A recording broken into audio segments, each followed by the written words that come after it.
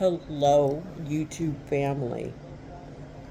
I'm sorry I wasn't here last week, but it's nice to see you all this week. Shit happens. You know, had to take care of myself first. Anyway, welcome back. And if you're new here, just welcome.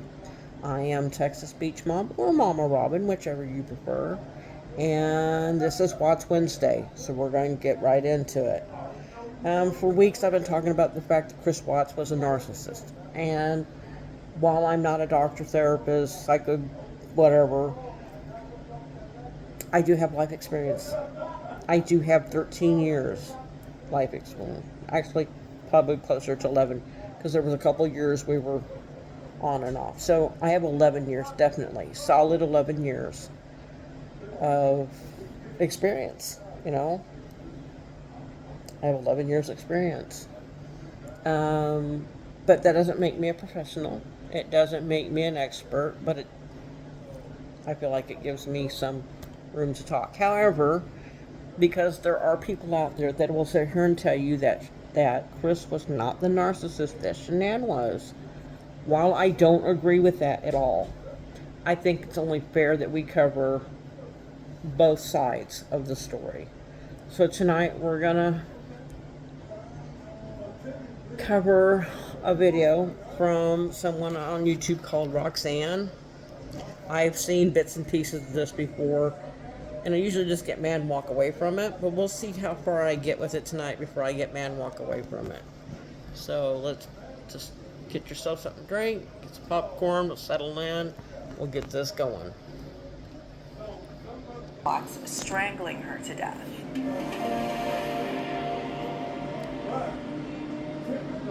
Hey everyone, I'm Roxanne and welcome back to my channel. Now I'm going to discuss some views in this video that are potentially very unpopular. I'm looking at the murder of Shanann Watts and her two daughters by her husband Chris Watts and the emotionally toxic undertones that I think led up to this American tragedy. In analyzing the relationship between Chris and Shanann, I am in no way excusing or endorsing what Chris Watts did. But I am looking at what can happen when someone remains in an emotionally abusive relationship and the resulting disaster that can unfold. So if you don't know, the story of Chris and Shanann Watts hit the media back in August of 2018 when husband Chris Watts made an impassioned plea on news media outlets for knowledge of the whereabouts of his missing wife Shanann and their two young daughters Bella and Celeste, and for whoever kidnapped them to bring them back to safety.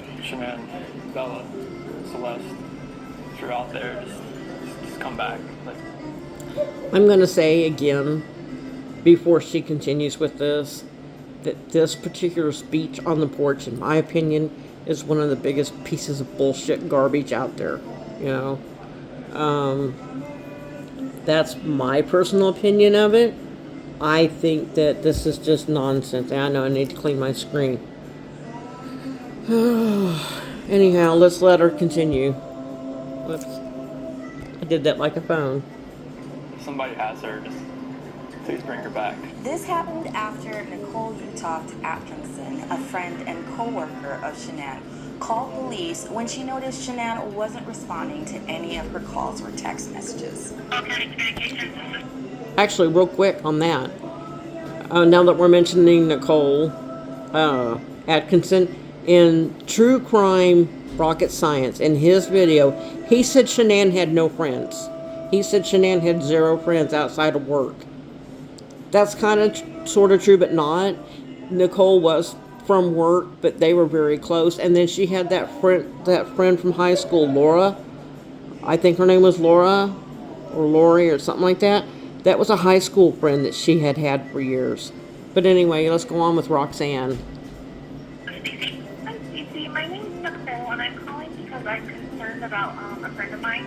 She's pregnant, and I haven't been able to get a hold of her this morning, but she won't answer the door, she won't answer phone calls, she won't answer text messages. What would ensue afterwards was a plot twist and tragedy that had America captivated. Chris and Shanann Watts married on November 3rd of 2012, and by all accounts, the couple seemed extremely happy. Shanann thought that with all her health challenges associated with her diagnosis of lupus, she would probably never find love. But Chris stuck by her, and she described him as, quote, the best thing to ever happen to me. And I got friend request from Chris on Facebook, and I was like, what the heck, I'm never gonna meet him.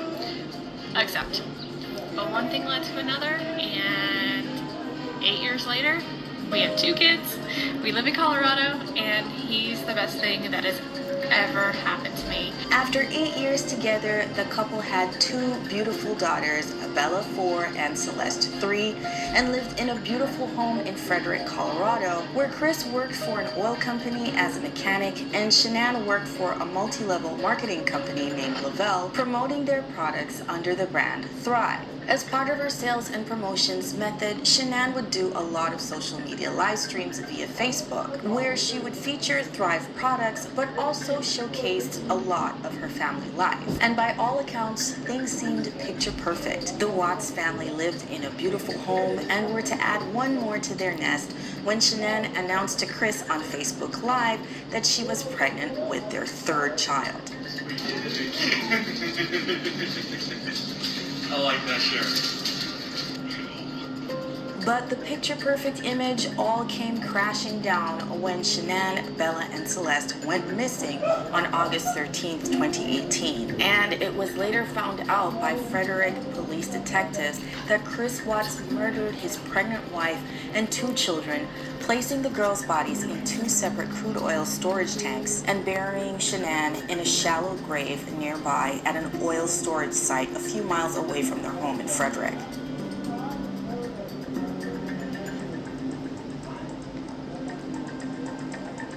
Now, most people would see this as an open and shut case of domestic violence turned fatal. You have the typical male aggressor who's lost control of their explosive anger, and then the female victim, or in this case, victims. Then there's another narrative. Again, let me get this straight for you, Roxanne, because apparently you cannot seem to understand this. Chris didn't lose control of his anger. It has been shown in many different videos over the years that he planned this out. This was premeditated. This was not, I lost my temper and killed my wife and kids. No. So you are not being factual, but this is your video and I've agreed to give it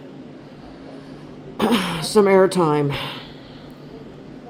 That portrays Shanann as an abusive narcissist and Chris Watts as the victim. I think neither narrative is completely true, but I would say that from what I'm seeing of the features done on the Watts family murders, Shanann definitely had some emotionally toxic and narcissistic tendencies, and Chris Watts' response to this is why it is deeply important to leave emotionally toxic relationships. Okay, the first emotionally toxic issue we have with Shanann is how much of their lives she put on social media. Now, did she do this because of her product marketing for Lavelle? Perhaps gathering a social media following is how she was able to really earn a lot from sales. I mean, social media marketing is really the thing to do when you're marketing a product. So maybe this was the motivation Shanann had for these very frequent live streams of their lives. However, when your social media content involves your family, this is where you have to be really careful. It's one thing when you put yourself out there on social media platforms like YouTube. Now, while I disagree with Roxanne on most things, I have said before that while I understand she had to do a lot of videos for Lavelle, I felt like that she put her family on too much. Now, again, I also understand that part of multi-level marketing is that you present a happy family and you show your kids and your husband. And yes, I know that she had to do that some, but I do really felt like she had the kids on too much. That's just my opinion, but that does not make her a narcissist. She was trying to do her job. However, the great Roxanne wants to continue. Or Instagram or Facebook, but it's another thing when you involve your family. And the issue here is consent. Here's the thing, especially when you have young children, they really can't give their informed consent to their image being published on social media. For one thing, they really don't know how this impacts their lives, both in the present and in the future. Also, I've seen Shanann live stream her girls when they were very visibly upset, crying, wailing, even frightened. And I have said that I disagree with that part of it. Again, I think that fully makes her a narcissist, but we continue. If I can figure out what I'm doing. I worked my tail off. I busted my butt, and my goal was to buy a house. I was tired of paying someone else's mortgage because, you know, that's what you do when you rent. And I wanted to buy a house. And I wanted to buy a house that I could resell one day and make a profit off of. And so I worked and worked and worked and worked. I lost a lot of friends because a lot of my friends were still young. We were still young. And I was 25 years old when I built my first house. So she's a mover and a shaker. She's a hustler by nature, but she has a strong personality. And that personality, when you pair it with someone who tends to be more passive and is not equally strong enough to assert themselves, well, you can easily have a relationship that can become toxic, where one person becomes the dominant one and the other one has to acquiesce a lot, especially if that weaker person is non-confrontational. They don't like the stress of confrontation. When they try to assert themselves, it doesn't go well for them and they just end up feeling embarrassed or criticized or invalidated. So they realize it's just easier not to make waves and go along with the will of the more dominant person. And I noticed that even Shanann's friends describe her as, quote, kind of bossy. She can be bossy. Now they're seeing the virtues of this bossiness. They say she's always trying to push you to do good things. But still, pair that with a passive and non-confrontational person, you can easily find yourself in a situation where one person is always getting their way and the other person is having to bury their feelings a lot. And when you're constantly burying your feelings for the sake of not being confrontational, that's where you can get a lot of built-up resentment. Now, another emotionally toxic issue with Shanann we see coming up is there seemed to be a lot of tension developing between Shanann and Chris Watts' parents, where there seemed to be an altercation where Chris Watts' mother... There was problems with Shanann and Chris's parents before she even married Chris. So that went way back. That was just like already a problem. They did not like Shanann. They didn't think Shanann was good enough for their precious baby boy. She didn't like the way Shanann talked about his hair or he looked like a skater boy. That was her complaints. Really? Sorry. I apologize. I'm getting emotional here. Cindy Watts apparently brought some ice cream that the younger daughter Celeste is allergic to, and that ended up escalating into an argument where Cindy Watts basically ends up kicking Shanann out of their house. Now, some might argue that Cindy Watts should have known better than to get ice cream that Celeste was allergic to. True, maybe, but I can easily see that as an honest misunderstanding. I really don't think it's a case that Shanann describes that Cindy Watts is trying to kill Celeste. This is coming from Cindy, that TT had a food allergy, and Shanann came into the living room and was just yelling at Cindy, telling her she's trying to kill her baby or something like that because of the food allergy, and Cindy claimed she had no idea about it. Think about it. Do you really think... Cindy knew about those food allergies. She had been told several times. Now, do I actually believe she was trying to kill the babies? No. I believe that she thought she was trying to prove a point, because she didn't believe those kids had allergies. She thought Shanann was lying the whole time. So she was trying to prove a point. She even said so in one of the interviews. She didn't say it in exact words. She said it in a roundabout way, but she did say that. And in some ways she said it more direct. But anyway.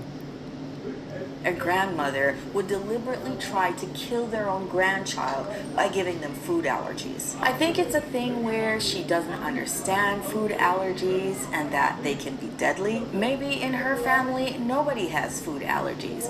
Maybe she doesn't understand what anaphylactic shock is. But I really doubt that Cindy Watts was deliberately trying to kill her own granddaughter. I think it was an honest mistake, but Shanann, who has a very Nope, it wasn't an honest mistake. confrontational personality, let it get under her skin, and this resulted in an argument so intense it led Cindy Watts to kicking Shanann out of her house. And that's saying something. When you have a confrontation so intense, it leads to a family member kicking this person out of their house. And don't underestimate the situation. This is really serious. This isn't some distant relative Shanann doesn't get along with on Chris's side of the family. This is her mother-in-law. And when your wife doesn't get along with your own mother, this can lead to a lot of tension in your marriage. Let's also look at the fact that it seemed like tensions were brewing between Shanann and Chris Watts' side of the family for some time. Because in the interrogation interviews, Chris admits that his mother and sister didn't like Shanann and felt like she was isolating Chris from the rest of his family. So then what was the blow at the wedding about? It was just my mom and pretty much my sister just don't like her. Oh.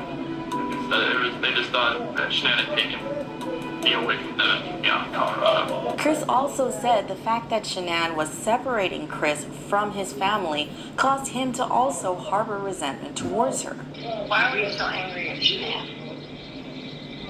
I don't know if it was just because of separating me and my family, pretty much. Because, I mean, it happened at the wedding. That's the reason they didn't come to the wedding. So this wasn't just affecting the in-laws. This was also affecting Chris as well. It was also Shanann's idea that the couple move from North Carolina to Colorado. Colorado makes me feel like it's drama-free life because Colorado is just amazing. Absolutely amazing, sorry. But that's how I feel. I feel at peace here in Colorado. And everyone wonders why we moved to Colorado because I do. I feel at peace here. I don't know how to explain it. I don't know how to describe it. I just feel at home, if that makes sense at all. So here we see another instance where Shanann is making decisions about their lives that Chris isn't comfortable with. Also, the tensions between Shanann and Chris's family have been brewing from... No, you're wrong again, Roxanne. You didn't do your research.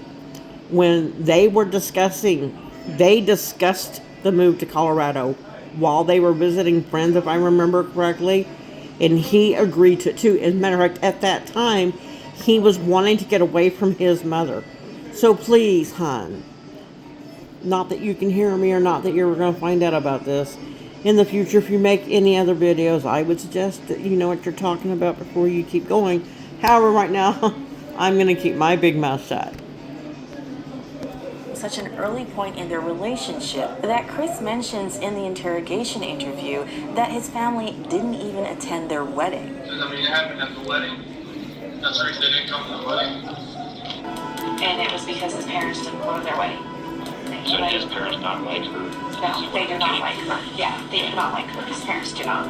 So this is no longer a situation where you could say that Shanann was just a sweet person and the only person who harbored resentment towards her was Chris because he was abusive and a covert narcissist. Chris's entire family did not like Shanann, so it does say something about her personality that she had perhaps a tendency in how domineering she was to rub people the wrong way. His parents not like her? No, they do not like her. Yeah, they do not like her. His parents do not. Bruce, you may kiss your wife. Do you know the reason for that? She can be bossy. Next, we're going to look at two particular text messages Shanann herself wrote to one of her girlfriends. She said when talking about Chris, "He never fights with me, just goes with the flow. He and I know I like things done a certain way, but I never thought about how that may make him feel as a man. So when it comes to any confrontation in that marriage, she says Chris never fights back and just goes with whatever Shanann wants. And they both have the understanding that Shanann likes things done, quote, a certain way. This sounds like a controlling narcissist to me. It tends to be the case a lot of the time when someone is in a relationship with a domineering person or a narcissist, they've learned over time that it doesn't make sense to fight back with this person because it's just going to cause more confrontation, maybe more emotional abuse, and they're going to lose anyway. So they've learned just acquiesce, just comply, because if you try to stand up for yourself, you may end up being hurt, belittled, and you may even get a few days of the silent treatment and no sex. So to spare yourself from more pain, you've just got to go with what they want, because the alternative is much worse. Now the next text message is also very telling. Shanann says, referring to Chris, I did belittle him without realizing it with his parents. Told him he needed to find his balls and protect his family. So here Shanann is admitting to an emotionally abusive behavior. She belittled him. And this is one of the worst ways you can belittle a man. She's essentially emasculating him, saying he needs some balls and basically he should take her side when it comes to the conflict between herself and his side of the family. Now this is a very difficult position she's putting Chris in. She's basically pitting him against his own family. That is his wife. When he moved out of his family's house and married her and had kids with her, that became his new family. Yes, his parents are still his parents, and they'll always be his parents. And there shouldn't have been a situation where they were pit against each other. But that was his wife, and he should have stood up for her. And he didn't.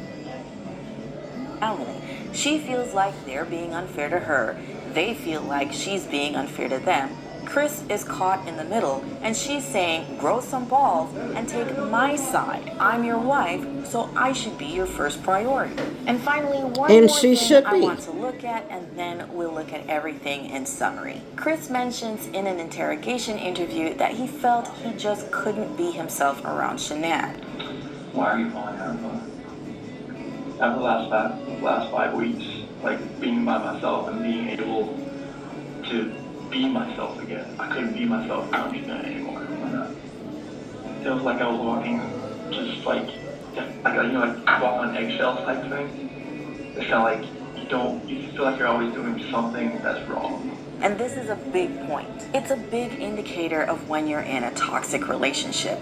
This person does not allow you to express your true emotions, or does not provide or facilitate an atmosphere in which you feel it is safe to express your true emotions. And as a result, you don't feel comfortable or safe enough to be yourself. Because should you be yourself, should you express the way you really feel, there'll be some dire consequences. This is not a healthy relationship, because you'll notice when Shanann talks about Chris in her live stream, she's gushing about Chris. He's the best thing that has ever happened to me. Chris and I think, have an amazing relationship. We get each other. He's very sweet. He's very calm. I'm the high-strung one in the relationship. How wonderful he is. How he's the best thing to happen to her. So clearly she feels comfortable in the relationship. She feels she can be her authentic self and still be loved unconditionally. Because remember, she said she felt that because of all her health problems, Chris wouldn't love her and maybe no one would. But there was Chris when she was at her worst, and he still loved her. He only knew me at that time. He knew me at my worst, and he accepted me. And okay, we might cover the rest of this video another time. I'm not going to cover any more tonight. Sorry, I tried not to say a lot because I'm trying to give the other side. But there's just something about her and the way she presents this video that just, Lord, I don't know, man. She's something else. I don't really feel like she did enough research to say the things that she said. That's just my opinion. So if you want to see the rest of this next week, let me know in the comments. If you want to watch it on your own, let me know in the comments. But I also tend to show videos where people are saying that she's not the narcissist. I did it with Chris. I had one person saying he wasn't, and I had people saying he was. We're going to do the same thing with her. I've got somebody saying that she is, and I will find videos of somebody saying she's not. You know, I feel like it's, while I don't agree with it, I feel like it's only fair. If I'm going to put him under the, bright lights and stuff like that and interrogate him, so to speak, then I have to present the other side, that people see in her. I feel like that's only fair. A lot of people saw her as a narcissist. I don't. I see her as a woman that can be bossy and does know what she wants. I don't think that makes her a narcissist. I'm sorry. And you got to remember, when you're dealing with narcissism, there's the old-fashioned school of choice. There's the original thought of what a narcissist was, which is what I think Roxanne's basing this on. And then there's the more evolved definition of narcissism that the one that's what people tend to follow now. I think Roxanne was basing it on the original thought of narcissism as opposed to the other one. But you all can draw your own conclusions. Talk about it in the comments. Discuss it, debate it. You can tell I obviously wasn't happy with it. But anyway, so that's all we're going to do tonight. I'm still trying to get back in the swing of things. This will be up hopefully before midnight, which technically makes it Wednesday night. And as you probably heard in the background, I have neighbors outside that are partying. So, they were probably hurt. I apologize. But to each his own. Anyway, we're going to wrap this up tonight. I'm glad that y'all came back. I'm glad y'all were I'm sorry if I worried people. That was not my intention, but, as I said earlier, shit happens. So, we're going to wrap this up like I said. Tell me if you want to see the rest of this one. If not, we'll go on to the other one I find. You can see it on your own if you want. It's called Shanann Watts Was a Narcissist: The Toxic Behaviors That Led to an American Tragedy by Roxanne. Anyway, happy birthday. If it's your birthday or you got one coming up, happy anniversary. Take care of yourselves. Take care of each other. Make good choices. I love you. I want to look out for you, but let's look out for each other, alright? Anyway, you have a beautiful, blessed night. I will be doing a live stream Friday night as usual, probably about Lady Bird Lake. So anyway, I'm glad to be back. I hope to see you all on Friday night. And I love y'all, and I want y'all to take care.